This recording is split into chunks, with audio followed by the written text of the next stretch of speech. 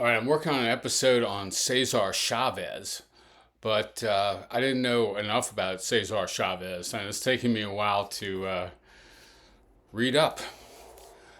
And so I thought I would do an episode talking about some of the philosophical slash political slash ethical implications of pacifism. Um, and I guess I haven't seen these things explored very explicitly. I wonder, does Judith Butler does some of this, do some of this? But let's say that, all right, so two aspects. I think if you are a committed pacifist, in order to commit to pacifism, you would have to abandon utilitarianism as a moral theory. In fact, you're not going to be able to have a teleological ethics. All right. I think that, real committed pacifism is only compatible with deontological style ethical systems. So that's the first thing I'm going to talk about. And the second one, which I've definitely mentioned a number of times, and this is one reason why I'm so engaged in pacifism and stuff like this, or how I got to pacifism actually, is that pacifism entails anarchism. And again, I mean, we've seen a whole bunch of, almost 15 figures at this point, and some of them see that, some of them don't. Okay, and I'm going to try to describe some of the reasons why I think some of them draw this implication immediately and some do not. All right, so the teleological versus deontological ethics. Should I get a whiteboard out here or something? I guess the way this is usually formulated in ethics class, which I did teach a bunch of times, although not the last couple of decades of my career, because I was in a department that where everyone seemed to specialize in ethics, so I didn't do ethics. I didn't teach ethics. But at any rate, a teleological ethical system judges actions, policies, persons, to some extent, by their outcomes, the results, their realization of certain purposes. And the most famous teleological moral system is utilitarianism. What is good is what leads to the greatest happiness of the greatest number of people among the alternatives. Policies, actions, principles, people. You don't have to formulate it in terms of happiness. As you may know, I think happiness is just an empty piece of blah, blah, blah. Same with pleasure, actually. I don't think these terms do not signify. Or they signify the same way X signifies in algebra. They mean whatever you like or whatever we specify right now. All right, that's what their function is, to be blanks, happiness and pleasure. But at any rate, so you could have a hedonistic utilitarianism that defines happiness as lots of pleasure and little pain. Mill has a version of this. And then says, whatever leads to happiness is good and whatever moves in the other direction is bad. Right. Or there could be more subtle versions, and you could be Peter Singer, you could be Henry Sidgwick, or whatever, of teleological ethics. But I think it's pretty straightforward. Like, if you're a pacifist, a la Gandhi, King, Dorothy Day, Cesar Chavez, William Lloyd Garrison, Aidan Ballou, Leo Tolstoy, you cannot be that kind of utilitarian or really any kind of teleological ethicist. You are accepting for yourself, at least, and more than for yourself, and maybe it's your group, has taught you to accept this, an absolute prohibition on violence. So, and an absolute prohibition on violence is not compatible with utilitarianism. For real simple reasons, because there could be situations, I hate to admit it, and some pacifists would try to argue against this. I think it's hopeless so. In certain situations, violence might lead to better outcomes. All right, now I think that's rarely the case. I really do. All right. And I think that people are really good at fooling themselves into thinking that violence will lead to good outcomes. They say that all the time, right? Like, the war to end all wars or whatever, which is just the worst sort of mumbo jumbo bullshit that you're trying to rationalize violence with because you like the violence itself, maybe.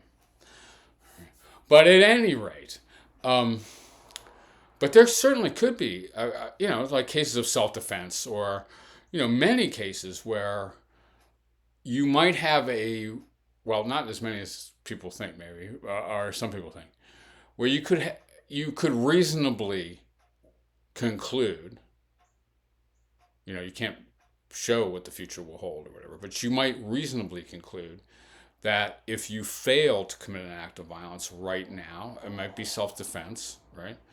It might be defense of someone else. It might be a war. It might be a defensive war. It might be a war to end slavery or something like this, okay?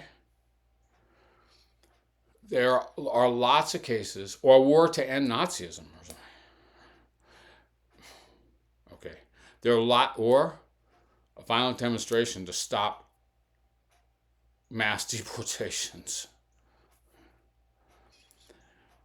But those things are incompatible with pacifism, yes? Right? And I think we've seen these 15 figures or whatever. I should try to remember all the names or whatever consecutively. None of them, almost all of them, argue that there are utilitarian reasons for accepting pacifism. That if you wanted to envision a better world, you must envision a peaceful world. Right? But on the other hand, every one of them accepted an absolute prohibition on violence, even in self-defense, as a personal commitment, and then often as a collective commitment of their movement, of their religion, that they got from their religion or whatever, Quakerism perhaps, or Gandhi Hinduism, etc. Okay? And it's not a matter of thinking, so if I slap this person right now, will that make me happy? Probably not, but sometimes I got some people I'd like to slap, right? And I would at least, I'm not threatening anybody, but I would at least take a certain satisfaction. It's not that I don't picture that kind of thing sometimes. Now, I don't know if it would make them happy. Although I have to say that the people I want to slap, I'm concerned about their self-improvement. That's why I'm doing it for their own sake. Right. So in the long run, it'll make me happier or make them happier. Well, that doesn't matter to a pacifist. I can't do the slapping, okay? So that means that you have a picture of ethics, a picture of the moral world that is incompatible with teleological ethics, okay? And now, also, almost all these people have been, real profound religious believers. And that's not surprising either for this kind of commitment. And I've talked about that. Like why. I've talked about that repeatedly, like why you almost need a spiritual underpinning, a religious picture, although many of them are possible, in order to be a pacifist.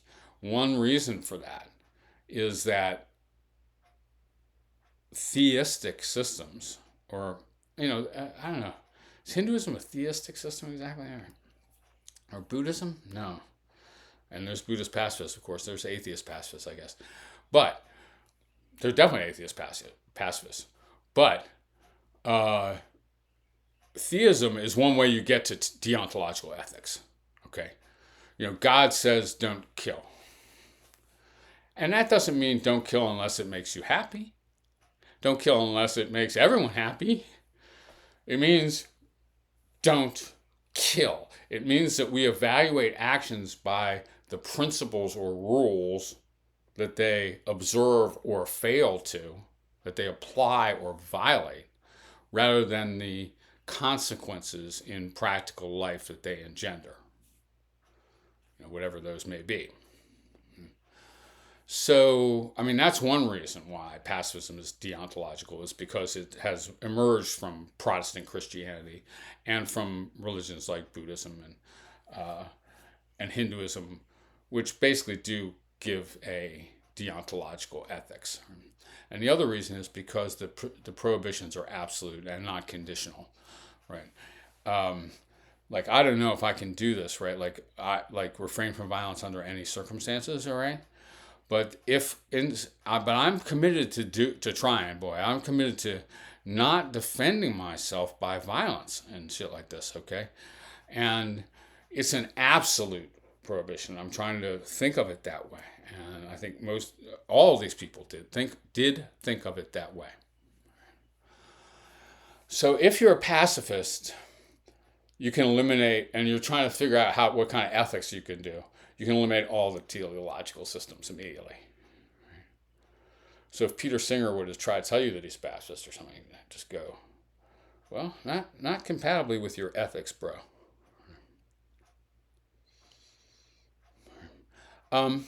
Now, the other thing I want to talk about, I could do this a little more briefly because I have been doing it. But I think maybe at this point in the sequence, it's a good time to take stock of this, is the connection of pacifism and anarchism. Now, I think this is actually a problem for pacifism, okay? Because a lot of people, at least initially, when they hear, if you tell a lot of children about pacifism, about violence, and about pacifism, they'll instantly think that's right, okay? Almost anyone can feel the power of pacifism, at least in moments and shit like this. Almost anyone could admire Martin Luther King, and almost everybody did, really. Lots of people did. And you don't want to mess with the people who didn't, exactly. But anarchism is something else. Pacifism feels universal, it feels mellow, and it feels extremely unthreatening, obviously. Even though it can be a really active, forceful mode of resistance. But anarchism just sounds crazy and extreme and chaotic and actually violent. So, but I guess when I say anarchism, I'm just meaning anti-statism. I just mean the elimination of the political state. Now, I do say that is absolutely entailed by by pacifism, however. What is a political state? Most famous sets of definitions are associated with Max Weber and early 20th century sociology of that variety. And, he defines a state, and I'm accepting this, and I'll try to argue it down if you want to, even with David Graeber, who I did argue about this with a little bit. The state is a group of people that claims... I'm gonna refine it a little bit in accordance with my book, Against the State. The state is a group of people that claims, and to an effective or a fairly pervasive extent, operates a monopoly of force or violence. That's what it rests on. That's what, if there's an organization that doesn't rest on force or violence, it's not a state. It's a club, right? Or something. It's a league. It's a college. But when it raises an army and starts putting people in jail and shit like this, doing violence, in other words, And then when it makes that pervasive, the underpinning of a pervasive authority, specifically, it's enabled to do that by taxation. And that enables taxation, the monopoly of violence, etc.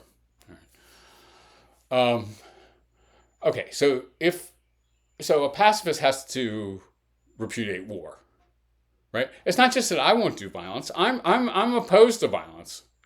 It's not just that I'm not a state and that I won't be a policeman because I'm a pacifist. It's that I am opposed in the world to the forces of violence. Right? That doesn't oblige me necessarily to do any specific thing about that. But I'm opposed to the forces of violence. And the state is, in its essence, all day, every single state, every single moment rests on violence and hence is evil according to pacifism. Sorry. That's real simple and real clear. And also, obviously, the most violent forces ever unleashed in human history are governments. This is just so fucking obvious. All right, just go World War I. We've been talking about that. World War II. All the genocides, man, killing fields, Cultural Revolution, forced collectivizations. Right? Like, kill everybody. All right, gas everybody.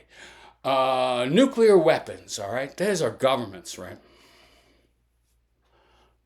Any decent future is a non-state future. Right? Now I'm expressing rather than describing the pacifist commitment. Now, surprisingly many, well, not surprisingly because it's pretty friggin' obvious, but many of the figures we've discussed, including some that are surprising to be in this category, immediately saw this, okay? And so William Lloyd Garrison is an anarchist. How many anarchists are there in 1830? Well before Proudhon called himself an anarchist. William Lloyd Garrison was a totally explicit anti-statist, we can obey no government that rests on force. Clear as a bell. Leo Tolstoy was an anarchist, all right? There are some surprising figures. Like, I guess I find the Catholic anarchism somewhat surprising because I think of Catholicism as resting on a hierarchical power structure, okay? On the other hand, church and state in Catholicism is complex. But Dorothy Day was a anarchist. Thomas Merton, an anarchist, okay? Like, lots of people see. Lucretia Mott was an anarchist, because he's a Quaker. And that is, my Quakers, that is an implication, etc. But I think we could say that the Gandhi movement and the King movement, neither of them drew this implication. I think if you read Bayard Rustin, you see moments of it. Okay, you see the thorough anti-authoritarian underpinnings of it. You see him feeling it. But look, if you are conducting the King movement for civil rights, you cannot go total anti-statism, right? You're not Emma Goldman. You're not a revolutionary, in that sense. You're appealing to people. You're trying to get legislation passed. You're not repudiating the leverage the government can give. You want to transform it and use it. Okay, as a practical social movement. If the King movement had declared its anti-statism, it would have been completely marginalized and irrelevant. Okay, so and same with Gandhi, really. All right, like he's talking about independence, our own government, not not let's make India into an anarchy. All right, but let's be independent of the fucking British Empire. All right, so, I'm not saying that King and Rustin or whatever immediately saw the anarchist implications and just went like, let's not talk about that. You could sort of convince yourself that you could have a government that's good enough by nonviolence standards, I guess, or something. And what you can really convince yourself of is that we have this urgent social transformation that needs to take place, like absolutely demanded by justice right now. And this question of whether we can eliminate all government or something like that, this is an abstract, actually philosophical question, and we are really trying to accomplish something practical right now. And if we endorse that straightforwardly, we would become something else, like philosophers. Although you couldn't work in academia as an anarchist philosopher in this whole period. We wouldn't be practically leading a movement of social transformation. So, I mean, same with like Dorothy Day or something like this. I'm trying to stop the friggin' First World War, all right? I'm trying to talk to Wilson about the League of Nations and stuff like this, right? Like, I cannot be an anarchist and do the urgent work that I need to do. So I guess that's my explanation of why not everyone immediately sees this or says it. And one difference between the people who do and the people who don't. People who immediately see that pacifism entails anti-statism are often the more abstract thinkers, the people who are not right in the midst of a social movement. And the people who are not worried about that aspect of it are often the people in the midst of a social movement, who are trying to practically transform toward a more peaceful future. Right? Whereas if you're Leo Tolstoy and you're living on your farm in rural Russia and people are making pilgrimages to hear the wise man speak, you can say whatever you like, really. Like you can go like, no, the human government is obviously incompatible with the teachings of Christ. Yeah. If you, now, and William Lloyd Garrison, though, did say that and did try to lead a practical movement. And this is part of why he actually did have to be superseded, left behind, like by people like Frederick Douglass and stuff like this, who repudiated the absolute pacifism. For one thing, so we could have, engaged in the Civil War to free the slaves, all right? So Garrison tried to hold on to like sort of the abstract purity of his positions and the religious and spiritual purity of his positions, even as he led a national movement toward abolitionism. But that purity couldn't be the spirit of the practical movement that finally did transform American slavery or ended American slavery. All right, so I just wanted to pause and do some, philosophical implications of pacifism as we go on, and because it'll be a little while, it might still be a week before I finish reading all the Chavez I want to read, or about Chavez. And we'll do him and Berrigan and a couple others. I think I might skip King because there's just too much King out there. Like, if you want to find out about King, you don't need to listen to me yap. There's many great sources. But that's not true of all these people in a way. Like, at least people need a reminder of some of these names and stuff. All right, later on.